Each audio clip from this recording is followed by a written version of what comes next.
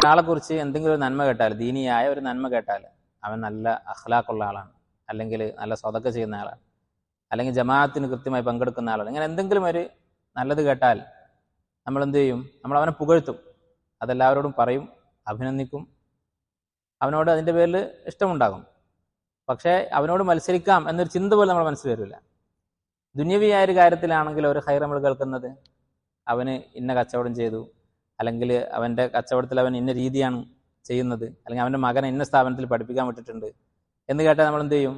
അവനെ പുകഴ്ത്തുന്നതിന് മുമ്പ് അത് ചെയ്ത് കഴിഞ്ഞിട്ടാണ് നമ്മൾ അവനെ പുകഴ്ത്തുള്ളൂ. അതേ കാര്യം നമ്മൾ ആദ്യം ചെയ്യും, എന്നിട്ട് ചിലപ്പോൾ പുകഴ്ത്തും, ചിലപ്പോൾ പുകഴ്ത്തില്ല എന്നും വരാം. കാരണം നമുക്ക് ദുനിയാവിൻ്റെ കാര്യത്തിൽ യഖീനാണ്, ദുനിയാവിൻ്റെ ഫലം ഇവിടെ കിട്ടും എന്ന് നമുക്കറിയാം.